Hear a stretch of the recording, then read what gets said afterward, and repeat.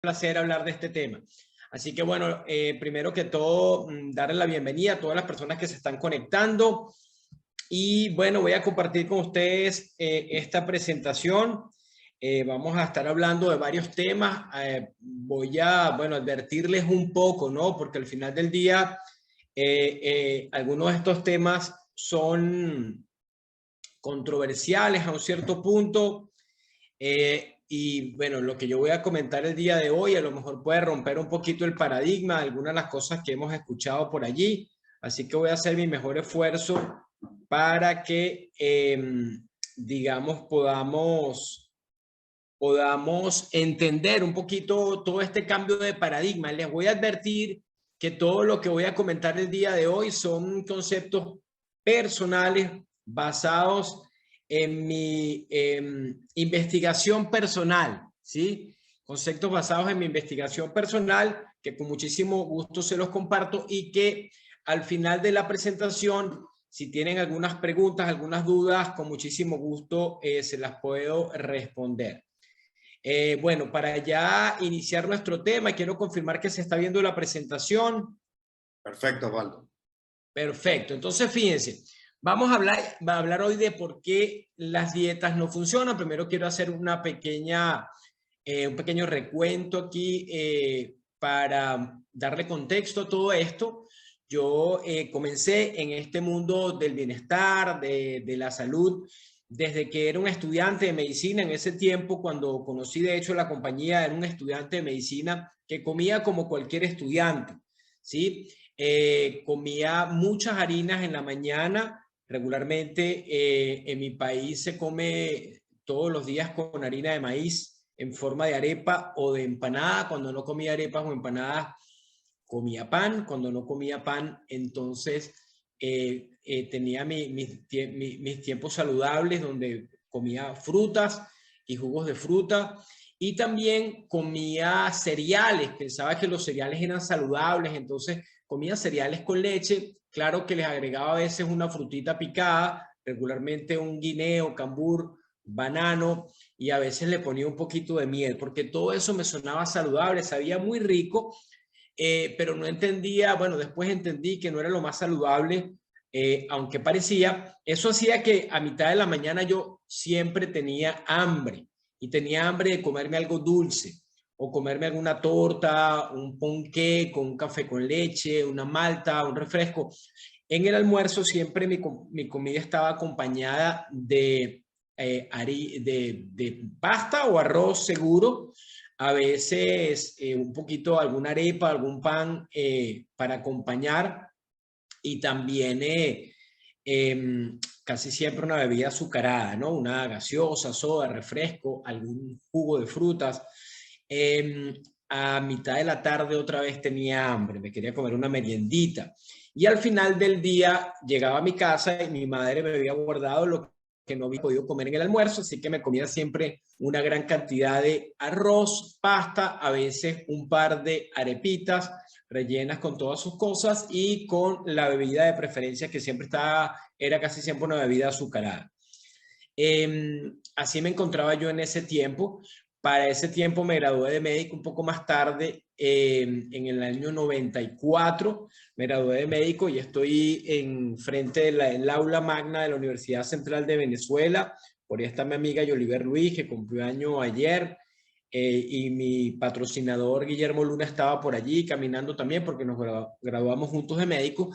Aquí les muestro un poco lo que ha sido mi proceso cuando estaba en los 25 años. Tenía gastritis, estreñimiento, cansancio, fatiga. Además tenía 8 kilos de más, 8 centímetros de cintura. Me sentía agotado regularmente. Yo pensaba que era por el exceso de estudio, de trasnocho, que también afectaba un poco, pero lamentablemente estaba inflamado. Siempre tenía gastritis, tomaba medicamentos, se me mejoraba, dejaba de tomarlos, me empeoraba. Me habían dicho que tenía gastritis crónica y yo me había quedado con ese diagnóstico. Bueno, cuando comencé en este tema, comencé a tomar la nutrición y comencé a hacer los cambios. Lo que pasó es que en un mes tuve resultados. Logré perder esos 8 kilos, eliminar la gastritis, el estreñimiento, cansancio, la fatiga. ya no tenía hambre durante todo el día, parece que todo eso había desaparecido, me despertaba temprano en la mañana sin necesidad de despertador, tenía energía a toda hora, un mejor rendimiento deportivo porque hacía mucho ejercicio en ese tiempo y me di cuenta que todo el cambio estaba en mi nuevo hábito y en la alimentación. Aquí muestro mi foto a los 40 años, 15 años más tarde de tomar la nutrición y estos cambios, y ahorita algunos resultados un poco más recientes. Se supone que a medida que pasa el tiempo, uno debería permitirse, ¿verdad? Algunos kilitos de más, alguna grasita de más, la llantita, pero bueno, hemos trabajado para que no sea así. Esa es mi foto de los 51 y últimamente ya post pandemia, estos son los resultados hace un poco más. Hemos logrado seguir avanzando en ese tema y ya para nosotros se ha convertido en un estilo de vida donde, por ejemplo, mis dos hijos, ambos toman la nutrición desde que el óvulo se juntó con el espermatozoide prácticamente. Ella está mi hija ya de 17 años, mi hijo de 19 años que también trabaja conmigo como coach. Y bueno, vamos a entrar un poquito en materia. ¿Por qué las dietas no funcionan? Primero vamos a hablar de qué es la dieta. ¿Sí? Esto es como uno de esos conceptos que vamos a encontrar cuando googleamos una palabra, el más acorde, el más completo, ¿verdad? Y dice que es el conjunto de sustancias alimentarias que se ingieren formando hábitos o comportamientos nutricionales para los seres humanos y forma parte de su estilo de vida. Proviene del término griego dieta, que significa modo de vida. En otras palabras, se supone que la dieta es como el consumo con propósito y con objetivo. Ahora, por eso hablamos de dieta. Al final del día, dieta sería todo lo que comemos. La dieta sería todo lo que una persona come. Esa es su dieta. Entonces nosotros escuchamos, sobre todo en esta era de las redes sociales, hablamos de la dieta keto, hablamos de la dieta paleo, escuchamos de la dieta low carb, escuchamos de la dieta mediterránea, escuchamos de la dieta vegetariana, ¿sí? Escuchamos de la dieta vegana o el estilo de alimentación vegano. Al final del día son una serie de pautas que cada quien adopta para comer. Ahora, eso para entender lo que es dieta, ¿sí? Ahora, regularmente a veces hablamos de dieta refiriéndonos más bien al hábito dietético, que es más bien como el patrón de alimentación, lo que una persona decide comer. Y en este punto, ¿verdad? Les tengo que hacer una salvedad. ¿Por qué decimos que las dietas no funcionan? La dieta no funciona si tu metabolismo está roto. Y roto obviamente no es una palabra muy técnica, pero de alguna manera sí es muy gráfica. Y quiere decir que algo se desajustó. Vamos a profundizar en el tema. Ahora, si tú tienes un metabolismo sano, teóricamente esa dieta sí podría funcionar. Ahora, ¿por qué hablamos de dieta? ¿Cuál es la dieta que no funciona? La dieta que no funciona es esa forma coloquial de hablar cuando nosotros decimos estoy a dieta, ¿sí? Casi que arrugando la cara, que significa estoy pasando hambre, no estoy comiendo las cosas que me gustan, estoy comiendo poquitito, ¿sí? Estoy a dieta, no me des de eso porque estoy a dieta. Esa es la forma, el tipo de dieta que no funciona. Y te voy a decir por qué esa dieta no funciona. Fíjate en esta lámina que te voy a presentar. Esa dieta no funciona porque esa dieta va a considerar el cuerpo, ¿sí? Va a considerar el cuerpo como si el cuerpo fuera una máquina, ¿sí? Y el alimento fuera la gasolina, ¿sí? Hay una lámina con la que vamos a terminar, que la tenía por aquí. Le quiero hablar primero de esa lámina. Este símil que les voy a hacer antes de hablar de este tema, ¿sí? ¿Por qué decimos que la dieta no funciona? Porque la dieta, a esa dieta restrictiva, considera al cuerpo como algo aislado y considera que los alimentos, en este caso, serían como la gasolina y que nuestro metabolismo sería como el motor. Entonces, ¿qué pasa? Si el motor está dañado, ¿qué tengo que hacer yo? ¿Cambiar la gasolina? ¿Cambiar de dieta? Si esta es la premisa con la que vamos a iniciar y es la premisa con la que vamos a terminar. Si tu motor está dañado, puedes cambiar la gasolina, pero eso no va a resolver el problema.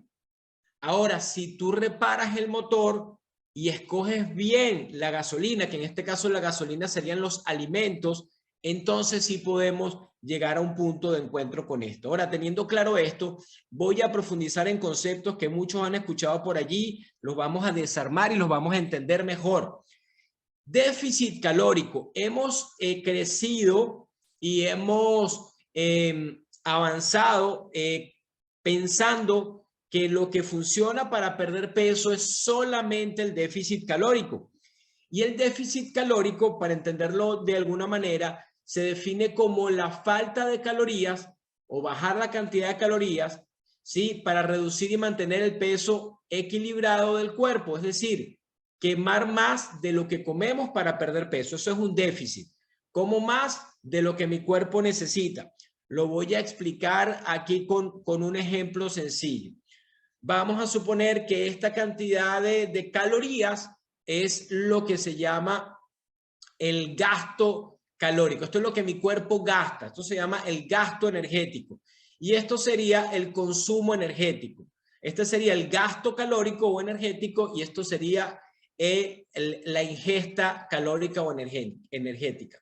Si yo consumo la misma cantidad de calorías que mi cuerpo gasta, el concepto de la ley del balance energético dice que entonces si lo mismo que entra es lo mismo que sale, el cuerpo se mantiene en su peso.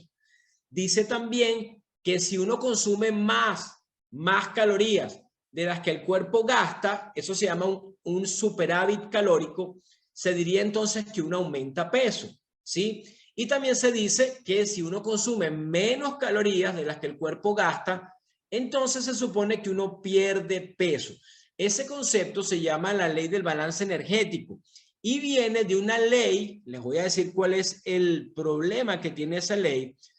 Es una ley que viene de la física, que es una ley de la termodinámica, que dice también que la energía no se pierde ni se destruye, sino que se transforma. Ahora, ¿cuál es el problema con esa ley? Que considera el cuerpo como si el cuerpo fuera una estructura física, que tuviera un calorímetro, que midiera las calorías, y el cuerpo realmente no funciona así. Los alimentos que comemos no son calorías, eso lo pueden anotar. Los alimentos que comemos no son calorías y no todas las calorías son iguales. La comida o los alimentos son información y dependiendo de la comida, entonces va a depender el tipo de información que le voy a transmitir a mi cuerpo y el tipo de respuesta que mi organismo va a desarrollar, como ahora se los voy a explicar un poco más profundamente. Entonces, el problema con el concepto de que el cuerpo solamente se pierde peso por déficit calórico, contempla el organismo como un ente físico, calorías entran, calorías salen. O sea que la única forma de perder peso sería, y eso lo hemos repetido a lo largo de los años, sería o comer menos o quemar más, o consumir más, o gastar más. ¿Sí me explico? Serían las únicas dos formas. Ahora vamos a ver que eso no es totalmente cierto. Quiero hablarles ahora como otro segundo concepto de lo que es el metabolismo. Recuerden, el motor, ¿sí? El motor. El motor o el metabolismo se refiere a todos los procesos físicos y químicos del cuerpo que convierten o usan energía. Cuando nosotros hablamos del metabolismo en forma muy sencilla, pensamos que el metabolismo es como la cantidad de calorías que el cuerpo quema. Eso es lo que llaman la tasa metabólica. Pero eso no es metabolismo. Metabolismo es todas las reacciones que ocurren en el cuerpo para que podamos respirar, para que circule la sangre, para regular la temperatura del cuerpo, para la contracción de los músculos, para la digestión de los alimentos, para la eliminación de desechos a través de la orina y las heces, para el funcionamiento del cerebro. El metabolismo, para que aclaremos ese concepto, el metabolismo, el único objetivo del metabolismo es producir energía. Ese es el único objetivo del metabolismo. Y ese objetivo del metabolismo, ¿verdad? Básicamente está guiado a generar movimiento. Y ese movimiento va a generar vida. Y si hacemos todo bien, va a generar una vida saludable. Eso es el metabolismo, un concepto mucho más amplio. Ahora, si yo les preguntara en dónde ocurre el metabolismo, porque parece como una cosa extraña, hay más de 300 reacciones que ocurren en el organismo para que yo pueda estar hablando, para que cuando como eso pueda ser aprovechado como energía, para que mi intestino pueda estar funcionando, para que mi corazón esté latiendo, para que yo no tenga ni siquiera que pensar en respirar y esté respirando, corazón latiendo, las arterias contrayéndose, el intestino moviéndose, el cerebro pensando, todo eso es metabolismo. Y eso requiere que el cuerpo esté todo el tiempo produciendo energía y esa energía la llamamos ATP. ¿Dónde ocurre el metabolismo? Ocurre en la célula. Y esto que te voy a decir, quiero que lo grabes en tu memoria y quiero que profundices en eso porque de esto depende prácticamente la salud. Se sabe ya que dentro de la célula hay una pilita, una batería, que es donde se produce el famoso ATP. Y esa pilita, batería, se conoce como la mitocondria. Cuando tú comes, toda la energía o los alimentos o los nutrientes van a terminar llegando a la célula. Por ejemplo, el azúcar va a entrar a la célula a través de receptores que activan la insulina, van a entrar a la célula. Y ahora van a ir ¿a dónde? A la mitocondria. La mitocondria lo va a convertir ¿en qué? En ATP. Y si lo que entra es grasa, entonces la grasa va a ir a la mitocondria. ¿Y qué va a hacer la mitocondria? Lo va a convertir en ATP. El ATP es la moneda de intercambio de energía en el cuerpo, el Bitcoin de la energía físico. Entonces, les explico todo esto porque ya se sabe que cuando la mitocondria se satura, se rellena, se rompe, se envejece, se daña, todo comienza a fallar. Se sabe que las células cancerígenas primero tienen un metabolismo dañado y, por ejemplo, tienen las mitocondrias dañadas. Se sabe que las enfermedades crónicas degenerativas, primero ocurre un daño a nivel de la célula que ocurre principalmente a nivel de la pilita de la que estamos hablando, que es la mitocondria. Para no ponerme muy complicado, quería que supieran que esto es así, porque si tu mitocondria está sana, tu célula está sana, si tu célula y tu mitocondria está sana, tu metabolismo está sano, y si tu metabolismo está sano, todo va a ocurrir mejor. Ahora, ya teniendo claro este concepto, vamos a ver cómo escoger la mejor gasolina para nuestro motor. Al final vamos a terminar hablando de cómo mejorar el funcionamiento de ese motor. Entonces, ¿cómo escoger la mejor gasolina? De eso se trata. ¿Cómo escoger esa dieta, ese tipo de alimentación que realmente sí funciona? ¿Cuáles son los parámetros? Entonces, ahora sí vamos con la dieta que sí funciona. La dieta que sí funciona tiene que contemplar un metabolismo sano, motor funcionando bien y una gasolina adecuada, un combustible adecuado. Y ese combustible adecuado tú lo tienes que escoger pensando en tres conceptos. El índice glucémico de los alimentos, ya vamos a explicar cada uno, la saciedad y el perfil lipídico. En base a eso vamos a poder decir que estamos comiendo en forma saludable. Ahora vamos primero con el índice glucémico. Es la velocidad con que un alimento eleva los niveles del azúcar en sangre. Esto que les voy a decir es muy importante. Fíjense lo que pasa en esta curva. Vas a ver que hay alimentos que tienen alto índice glucémico y alimentos que tienen bajo índice glucémico. ¿Qué es lo que pasa? El cuerpo necesita mantener una cantidad estable de azúcar en sangre. Esa cantidad está calculada. Imagínate cuánto es.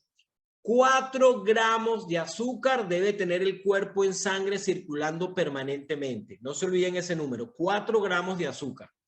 Cualquier cosa que supere esos 4 gramos de azúcar, en forma del cálculo que se hace para la medición del azúcar en sangre, el cuerpo la tiene que bajar porque es una cantidad de azúcar tóxica para tu salud. Después vamos a entenderlo mejor. Y el cuerpo va a hacer lo que sea para bajarla. Entonces, todos los alimentos aumentan los niveles de azúcar en nuestra sangre, algunos en mayor cantidad, otros en menor cantidad, pero todos elevan los niveles de azúcar en sangre, los niveles de insulina en sangre, mejor dicho, ¿sí? Los niveles de azúcar lo van a elevar principalmente los carbohidratos, ¿sí? Y cuando los carbohidratos se elevan, cuando el azúcar en la sangre se eleva, la glucemia o la glicemia se eleva, entonces el cuerpo dispara insulina para bajar esos niveles de azúcar. Y es la insulina la responsable de muchos de estos procesos primero, no es la enemiga del cuento, porque la insulina es necesaria para bajar el azúcar, pero no es para bajar el azúcar. La insulina es necesaria para que el azúcar entre a la célula, para que pueda ser utilizada por la mitocondria. Ese es el objetivo de la insulina. Entonces, el objetivo de la insulina no es bajar tu azúcar. El objetivo de la insulina es que la insulina pueda entrar a los tejidos y puede ingresar para ser utilizada como energía. Ahora, entendiendo eso, tenemos que saber que tiene que haber un balance dentro del cuerpo. Por eso decíamos que no basta con contar calorías. Hay que contar con cuál es el impacto que tienen los alimentos que comemos en nuestro organismo, porque los alimentos son información. Entonces, cuando yo ingiero un alimento y para mantener mis niveles de azúcar en sangre, hay dos hormonas que están siempre jugando, la insulina y el glucagón. La insulina la genera el páncreas y la genera como consecuencia de que se eleven los niveles de azúcar en sangre. Ese es el principal estímulo para que se libere insulina de parte del páncreas. Se libera la insulina hace que el azúcar entre a las células a través de unos receptores que se activan con la insulina y ahora ese azúcar baja en la sangre y ahora entra a la célula para ser utilizada como energía. Hasta ahí todo está bien. Si tú no consumieras ningún tipo de alimento, estarías, por ejemplo, en ayuno, en un ayuno prolongado, ¿sí?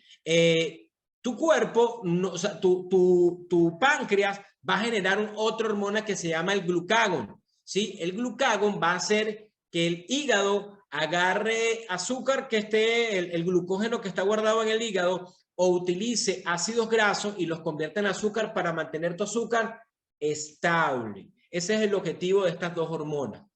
Ahora, si yo entiendo todo esto y entiendo que cuando yo como alimentos de alto índice glicémico, eleva mis niveles de azúcar y se dispara la insulina, ¿sí? Tengo que entender qué es lo otro que hace la insulina.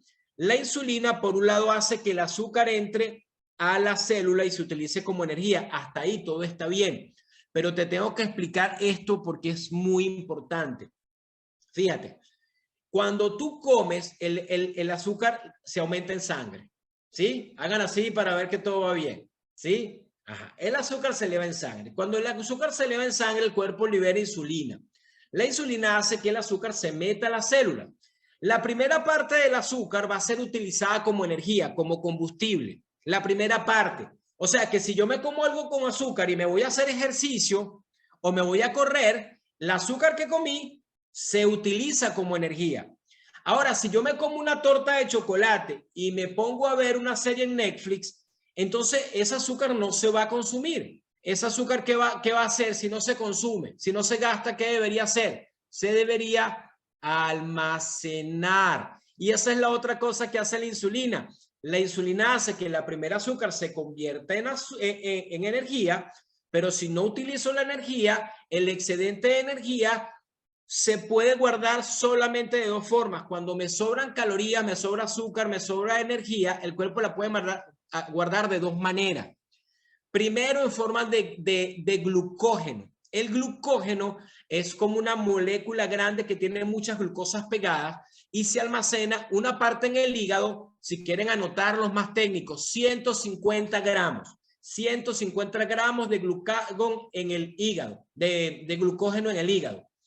Y en los famosos músculos, entre todos los músculos, entre 300, máximo 350 gramos. Vamos a hacer un redondeo rápido entre hígado y músculo son 500 gramos. 500 gramos. Y cuando ya llené los depósitos de glucógeno, que se guarda solo para emergencia, para correr, huir o atacar, ¿qué pasa con lo que sobra después que ya llené las reservas de glucógeno que no van a subir más de lo que les dije? Entonces el cuerpo lo guarda en otra forma de almacenaje que son las grasas.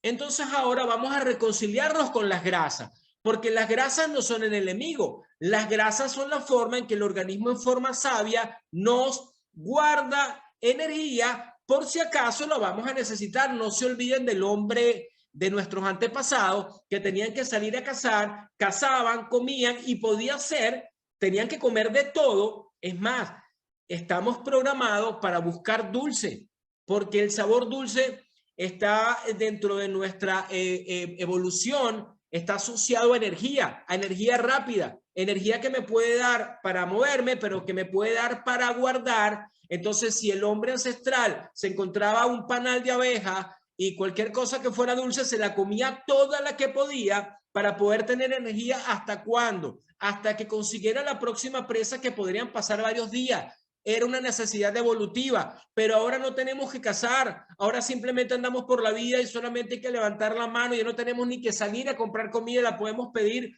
online y nos llega a la casa, tenemos bolsitas, tenemos cositas, tenemos cualquier tipo de cosa. Entonces comenzamos a dañar la historia consumiendo más energía de la que el cuerpo puede usar, y ahora queda demasiado, ¿qué? Demasiado excedente, y ese excedente el cuerpo lo guarda en forma de triglicéridos, y esos triglicéridos van a los tejidos y se convierten en ese tejido graso. Entonces la grasa no es mala, la grasa son acúmulos de energía, el problema es que a veces es demasiada.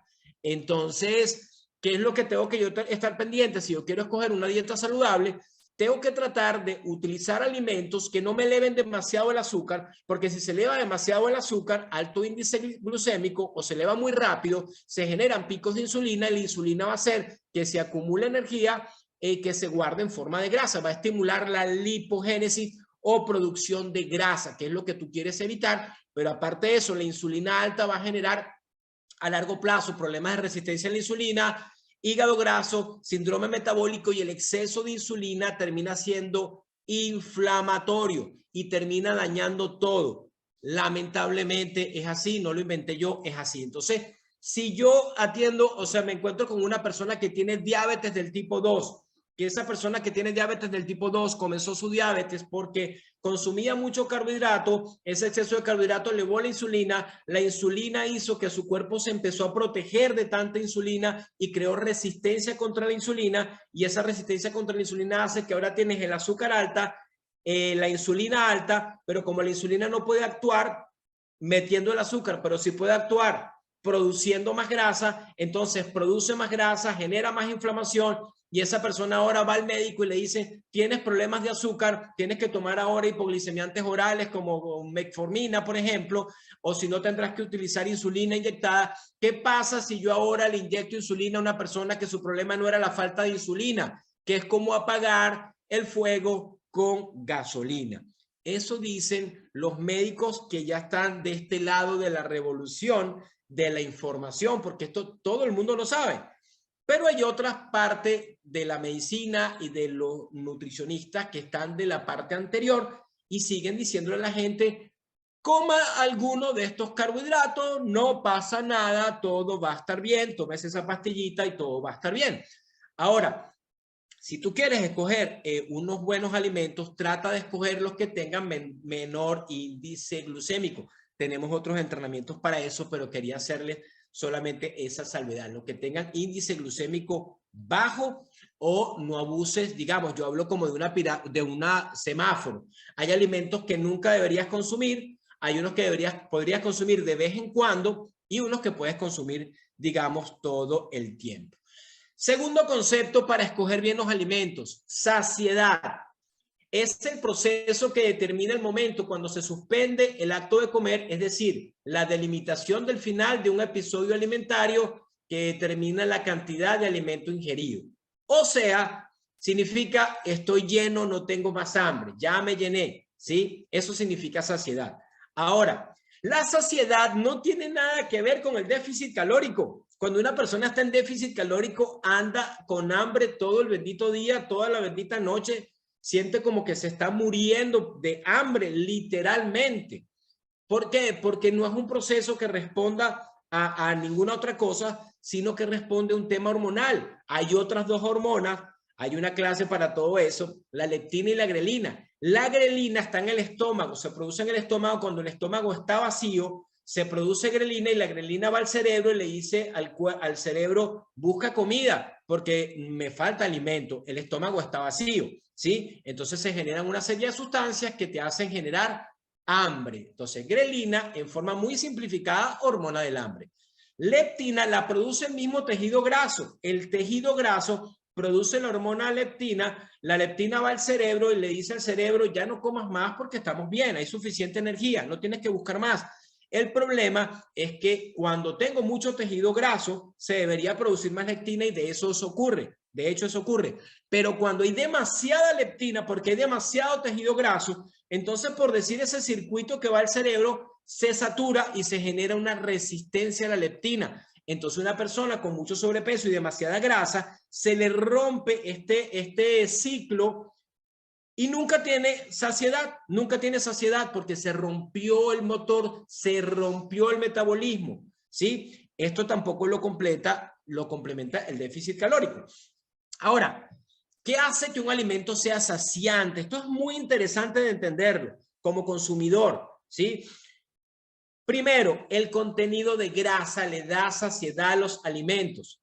Segundo, el contenido de fibra no solo le da saciedad a los alimentos, sino que el contenido de fibra de los alimentos ayuda a bajar el índice glucémico de los alimentos. Porque la fibra, que también se considera un carbohidrato complejo, a diferencia del almidón, que es otro carbohidrato complejo, el almidón es una molécula de puras glucosas pegadas que cuando llega al intestino se rompen todo en muchas glucosas y se absorbe. Porque los enlaces que tiene el almidón se rompen con unas enzimas que tiene nuestro propio organismo. Desde la boca ya está pasando y luego también en el estómago, etc. Ahora, la fibra también es una molécula grande, también se considera un carbohidrato complejo, pero los enlaces de la fibra no se rompen. Entonces se queda como una estructura grande que no puede ser absorbida. Entonces la fibra se queda dentro de la luz del intestino y no pasa adentro de la sangre. No puede ingresar al torrente sanguíneo. De tal manera que la fibra se queda en la luz del intestino, allí cumple varias funciones, pero aparte de eso la fibra puede interactuar con el almidón y con alguno de los carbohidratos simples, puede como enlazarse con ellas y no las deja absorberse del todo. Entonces la fibra retarda la absorción de los otros carbohidratos y disminuye el índice glucémico de algunos alimentos. Pero también la fibra, como se queda en el intestino y capta líquido, etcétera, produce sensación de saciedad por más tiempo. Por otro lado, la proteína también no solamente te nutre un componente estructural muy importante, sino que también te da sensación de saciedad. ¿Se acuerdan que el segundo elemento para escoger nuestra alimentación tenemos que escoger alimentos de bajo índice glicémico, número 1, o moderado? Ya hablamos del semáforo. Y en la fase intermedia vamos a tratar de escoger alimentos que sean saciantes, ¿sí? Vegetales verdes y coloridos, por ejemplo, ¿sí? Y alimentos ricos en proteína. Ahora, todos los alimentos impactan de alguna manera el nivel de insulina, los carbohidratos mucho, la proteína un poco menos, bastante menos, y la proteína prácticamente nada. En otras palabras, cuando yo consumo grasa, prácticamente no se eleva la insulina. Cuando consumo proteína, se eleva un poco. Y cuando consumo carbohidratos, se va a elevar mucho, sobre todo si son carbohidratos de alto índice glicémico o glucémico. Aquí hay un alimento muy interesante que yo consumo ya hace 29 años. Sí, es como mi desayuno habitual y este alimento tiene un bajo índice glucémico. Además contiene fibra. Además contiene proteína.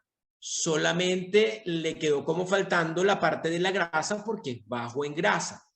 Pero siempre se puede acompañar de 3 o 4 Herbalife Line, por ejemplo, o otras formas de comer grasitas saludables.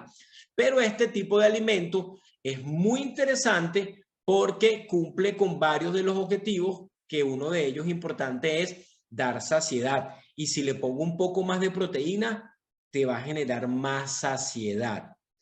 Tiene un índice glucémico más bajo que una manzana o que un tomate. Imagínense. Ahora, esto que les voy a decir parecería una teoría conspirativa, pero funciona así. ¿Cómo hago para que un alimento no llene?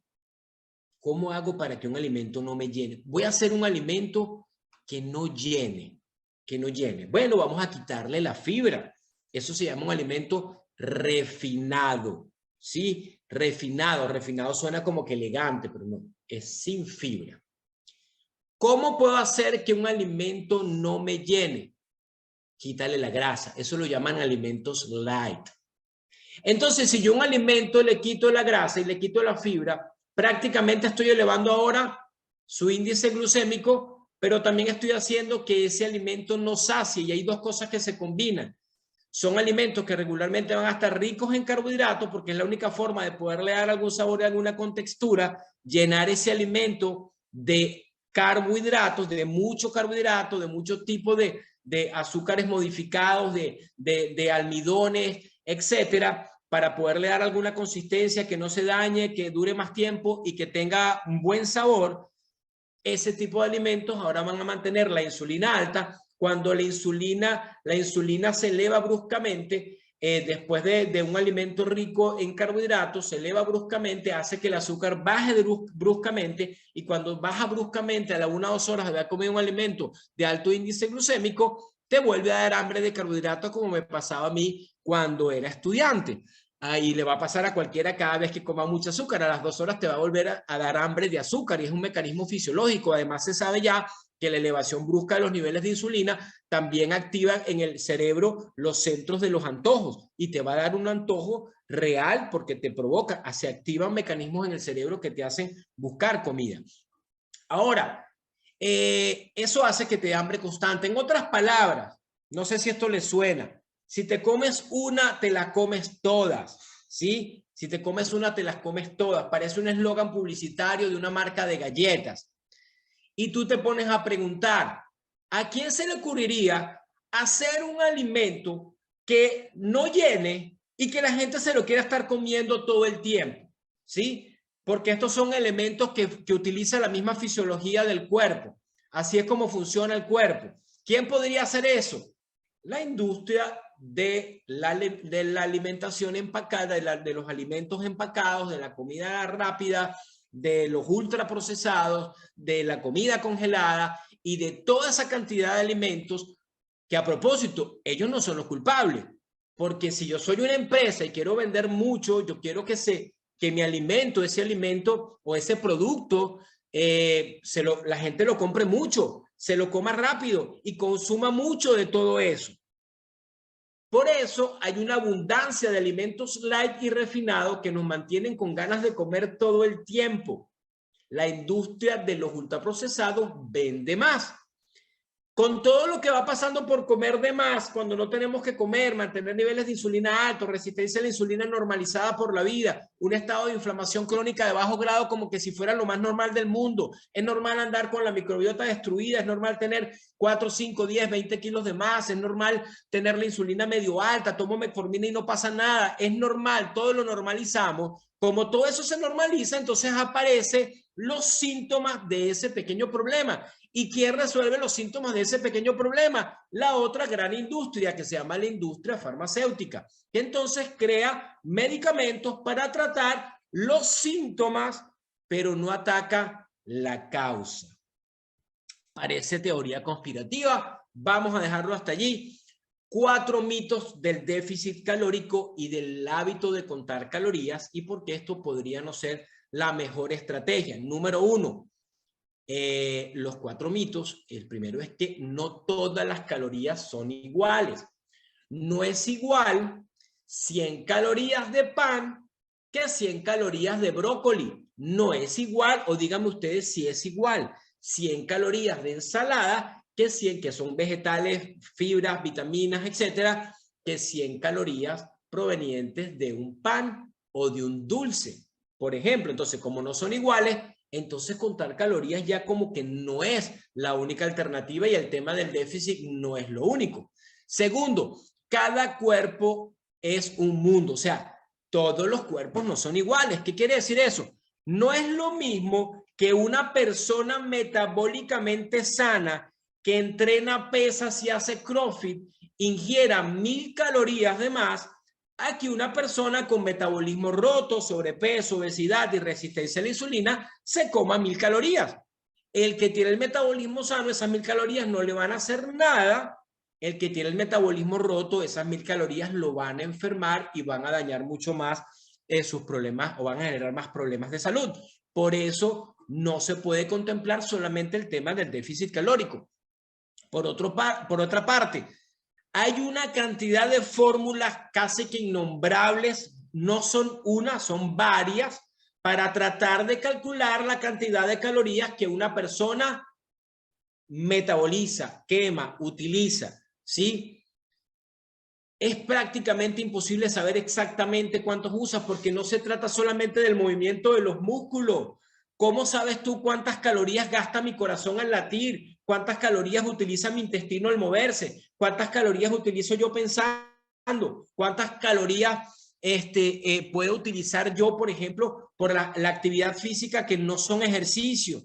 ¿Sí? Es muy difícil de calcular. Hay un sesgo de cálculo muy grande.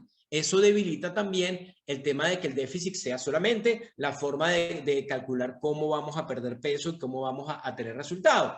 Y además el temido efecto rebote, porque fíjense lo que pasa. El organismo funciona, bueno, en una forma muy sabia. Y si yo empiezo a tener esto no me lo inventé yo, eso está demostrado. Cuando yo empiezo a hacer una dieta restrictiva por mucho tiempo, y ustedes conocen gente así, a lo mejor alguno dice, a mí me pasó que estás todo el tiempo a dieta, no come nada, come como un pajarito y está con sobrepeso. ¿Cuál es el problema? Que cuando yo como con déficit, con restricción calórica por mucho tiempo, mi cuerpo es como si usted, por ejemplo, no sé, usted sale de compras y le dice, mira, tienes $1000 para gastar hoy, pero solamente durante la tarde. Usted sale con $1000 a comprar lo que sea y gasta a manos llenas. Llama a los amigos, los invita a comer y donde va se compra algo, se come algo, gasta mucho porque tiene mucho. Pero si usted le dice, mira, te quedan los últimos $10, no, ¿sabes qué? No gasto en nada, no voy a gastar en nada. Entras en modo ahorro. El cuerpo es igual. Cuando por mucho tiempo lo tienes en déficit o restricción calórica, baja tu tasa metabólica para preservarte. Es un mecanismo de supervivencia. Entonces todo funciona con menos energía, hasta el ejercicio. De tal manera que entonces la única forma no puede ser solamente bajar las calorías y hacer más actividad física, sino hay que contemplar el todo. No se preocupen, algunos ya están preocupados diciendo, entonces, ¿qué vamos a hacer? No te preocupes que esto ya la ciencia lo ha resuelto. Por un lado, ¿cómo sí podemos reconciliarnos con el tema del déficit? Que sigue siendo un concepto válido, aunque sea un concepto físico. Mueve tu cuerpo y gana fuerza. Necesitas ganar músculo y necesitas mover tu cuerpo. Segundo, no dejes de comer, sino come mejor. Le estoy hablando de conceptos básicos porque luego vamos a profundizar. Tercero, o sea, estoy diciéndote, escoge mejor los alimentos que ingieres, ¿sí? Y otra serie de cosas que vamos a terminar, con las que vamos a concluir. Haz actividad física, sí es cierto, pero trata de hacer entrenamiento de fuerza, no es solamente aeróbicos y baile lo que te va a llevar al resultado o correr, sino necesitas desarrollar músculo, desarrollar fuerza por varias razones que te van a beneficiar a nivel metabólico. Y el tercer punto, para que esa pérdida de peso pensando en déficit sea interesante, es suplementarte en forma inteligente y personalizada, porque los suplementos sí van a ayudarte en varios aspectos de todo esto.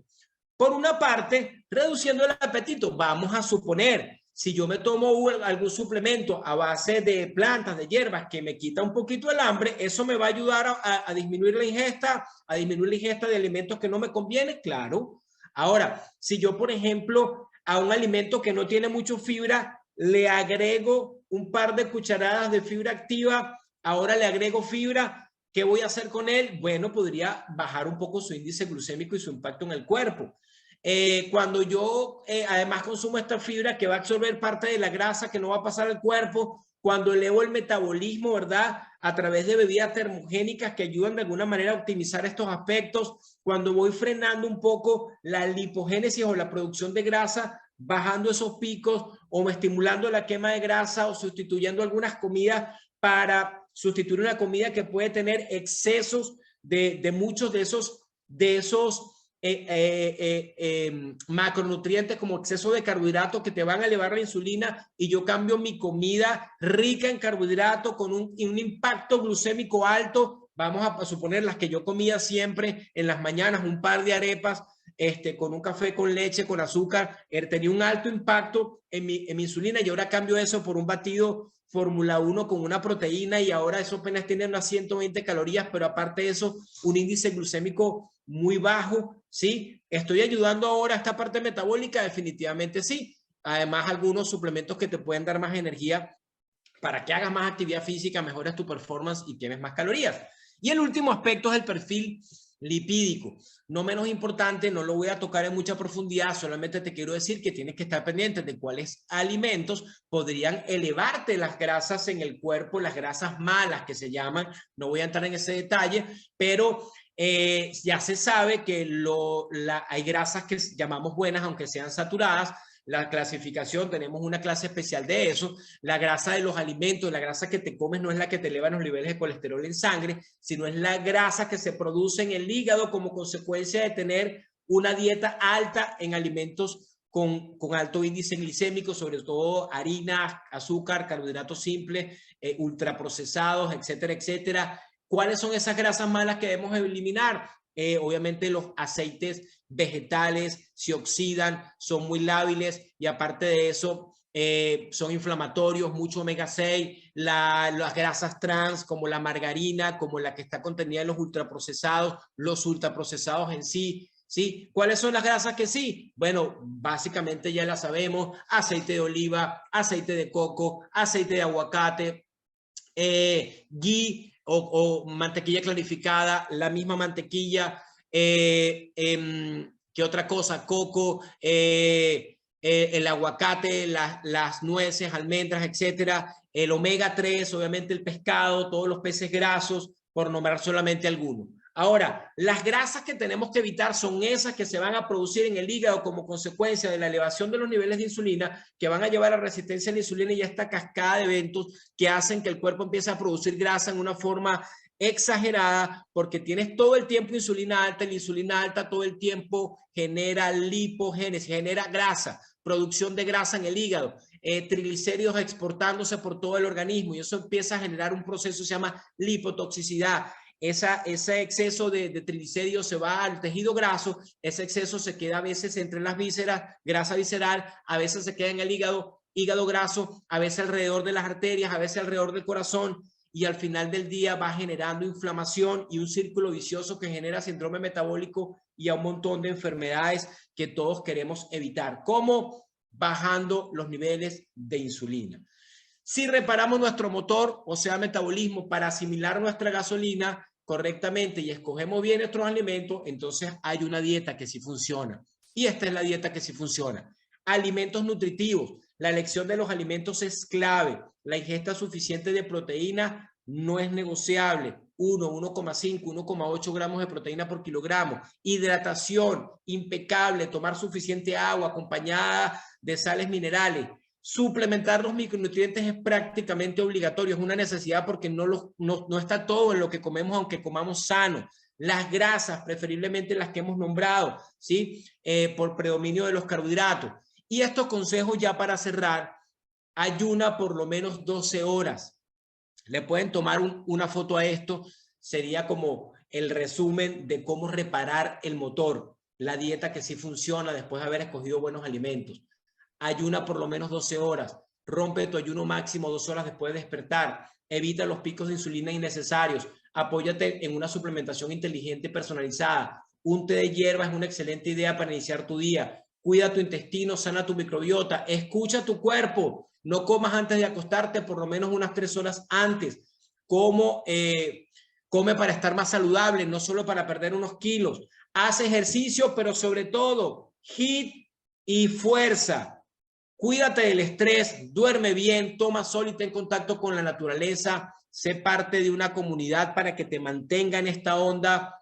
Cuídate también de las pantallas de luz azul, sobre todo una media hora, 1 hora antes de acostarte, y simplemente ten paciencia contigo, asimila esto y convierte todo esto en un estilo de vida. Allí sí el déficit podría funcionar, pero sobre todo el estilo de vida activo y saludable, porque cuando tú comes bien, te llenas, te sacias y no quieres comer más. Y no quieres comer más, y el mismo cuerpo se va autorregulando. Eso es lo que teníamos para compartirles el día de hoy. Y bueno, espero que haya sido de beneficio esta información. Dice aquí, disculpe, ¿qué ejercicio puedo hacer si tengo hernia en el disco? O en un disco. Sí, bueno, básicamente siempre uno puede hacer ejercicios que no tengan impacto, ¿sí? Ejercicios que no tengan impacto en líneas generales, ¿verdad? Entonces, acuérdate que si, por ejemplo, yo hago una plancha estática, ya mi músculo está activado, estoy generando tonicidad, estoy inclusive aumentando mi gasto energético. Entonces hay fórmulas para eso, obviamente siempre es bueno, hay que buscar especialistas en cada cosa, un buen fisioterapeuta que te ayude a estabilizar los músculos de tu columna, tu core, para que ahora puedas tener un mejor soporte a la hora de entrenar y evitar, por ejemplo, el impacto. ¿Qué otra pregunta? Dice, ¿cuántos gramos de proteína necesito para ganar masa muscular? 160. Regularmente el consumo de proteína mínimo sería 1 gramo de proteína por kilogramo de peso. De 0,8 a 1 gramo es lo mínimo. Se recomienda que para mejorar la calidad muscular debería estar cerca de 1,8 a 2. Un intermedio de 1,5 siempre va a ir bien, pero acompañado de entrenamiento de fuerza. No va a haber ganancia muscular si no hay entrenamiento de fuerza. Si no haces pesas, calistenia, a veces con tu mismo peso corporal, pero tiene que haber una progresión en la carga. Sí, por ejemplo, yo ahora mismo estuve en el gimnasio y estaba haciendo estos fondos haciendo paralelas, pero como ya perdí peso, entonces ahora quiero seguir avanzando, entonces ¿qué hago? Me guindé una kettlebell de 30 libras. Entonces ahorita estoy aumentando mi carga porque ya solamente mi peso no estimula mucho mi masa muscular. Y a mi edad, tú sabes, hay que cuidar la masa muscular. ¿Qué otra cosa? Dice, después de mi primer ayuno de 12 horas, ¿qué sigue? Después de tu primer ayuno de 12 horas, sigue tu ayuno de 13, 14, 15, 16. Yo hago 16-8 hace 6 años, pero a veces hago 18-6. O sea, ya yo como cuando me da hambre. Cuando me da hambre, ya no pienso en que tengo que comer y tengo que pararme a comer. ¿Sí? Ya como para completar mi cantidad de macronutrientes en la ventana de alimentos que decidí. No como obsesionado por los horarios. ¿Sí? Acuérdense que el ayuno intermitente no es más que una forma de ordenar el horario en que tú comes. Pero sí dejar un periodo sin comer te trae muchos beneficios. Hay una clase de... Una pregunta, ¿qué productos debo tomar si tengo lupus? No es qué productos deberías tomar, tú podrías tomar todos los productos, lo más importante es bajar tus niveles de inflamación. El hecho de sustituir ya un desayuno rico en carbohidratos, una cena rica en carbohidratos por un batido con proteína, pero aparte de eso agregar el aloe, el colágeno, el omega 3, son productos que te van a ayudar a bajar tus niveles de inflamación. Hay que cuidar el tema de la microbiota. La mayoría de las enfermedades, dicen los expertos, autoinmunes, cursan con un intestino inflamado y hay lo que se llama permeabilidad intestinal. Cualquier cosa que pueda hacer para mejorar ese aspecto, y el primero sería evitar los alimentos que te inflamen. Escucha tu cuerpo, evita los alimentos que te inflamen. La mejor forma de eliminar la inflamación, anótenla allí. ¿Cómo hago para eliminar la inflamación? Evita consumir lo que te inflama. Escucha tu cuerpo. Si tú comes granos y te inflaman, no comas. Si comes azúcar, dulce, pan y te inflamas, no comas. No romantices. Es que mi mamá me preparaba esa comida. Ya... Ok, entonces cómetela y sufre. Pero yo te recomendaría, ya, para de sufrir. Si te inflama, no te la comas. No te la comas y ya. Sí, o sea, como que el perro que está encima del clavo y no se mueve y se está quejando, aullando. Muévete de ahí. Cuando te molesten mucho, ya lo vas a hacer. Ahora, enfermedades autoinmunes, hay que cuidar el intestino, ver si hay algo de permeabilidad intestinal y bueno, aloe, colágeno, ayuda con eso. Perfecto. Dice, ¿qué ejercicio puedes recomendar para bajar la grasa visceral? Acuérdense que no hay un ejercicio que me agrasa. Si no, voy a empezar otra vez la charla desde el principio. Es todo, es todo. Metabolismo roto se sana con actitudes y hábitos para sanar tu metabolismo. Sanas el metabolismo y se resuelve el problema. ¿sí? Es un exceso, la grasa que tienes acumulada es un exceso de energía que no se está usando. ¿Qué tienes que hacer? Tienes que cambiar toda la lista que te acabo de decir, te va a funcionar para eliminar esa grasa acumulada. Dice, estoy con sobrepeso, tengo un mes en el gym, hago entrenamiento funcional, no he hecho pesa porque me dicen que me cuesta bajar de peso por las pesas, ¿será cierto? Cámbiate de entrenador. Hay veces que el ¿Qué, entrenador no sabe. qué producto debo de consumir? Perdón, ¿qué alimentos debo Una persona que consumir? tiene sobrepeso tiene que hacer pesa. Una persona que no tiene sobrepeso también tiene que hacer pesa. Todo el mundo se beneficia de hacer pesa. Todo el mundo. Si yo no hago pesa, no desarrollo más músculo. Si no desarrollo más músculo, no quemo, no consumo más, no aumento mi gasto energético. Cuando yo hago músculo, el músculo crece. Cuando el músculo crece, las células de las fibras musculares son células musculares. Y las células musculares inclusive mejoran la sensibilidad a la insulina. Aparte de eso, las células musculares son como células nuevas, es una forma orgánica, natural, fisiológica de crear células nuevas y que sea positivo para tu cuerpo. Entonces, hacer ejercicio de fuerza es clave. Tienes mitocondrias nuevas, consumiendo energía nueva. Es una maravilla, tienes que hacer entrenamiento de fuerza. Dice, ¿qué alimentos debo consumir si tengo hipertiroidismo y diabetes? Todo lo que hemos dicho va a beneficiar cualquier condición, digamos, inflamatoria. Una persona que tiene hipotiroidismo regularmente toma una hormona para sustituir la hormona que no está recibiendo, entonces ahí resuelve su problema de hipotiroidismo. Si tiene la insulina alta, si tiene si tiene como diabetes tipo 2, ¿verdad? Todo lo que hemos dicho, o sea, la persona que tiene diabetes tipo 2, mi recomendación es que consuma solamente alimentos de bajo índice glicémico. Cero negociación con galletas, con tortas, con un poquitito de esto y de lo otro. Coma vegetales, grasa saludable, proteína y cumpla todas las recomendaciones que le dimos y le va a ayudar un montón. ¿Por qué? Porque el problema de un diabético tipo 2 no es falta de insulina, sino es resistencia a la insulina, y cuando uno corrige el metabolismo, en algunos casos, se puede hasta revertir esto porque mejora la sensibilidad a la insulina. Entonces, no es Excelente. lo que puedo consumir, es lo que debo dejar de consumir. Perfecto. Bueno, hemos llegado al final porque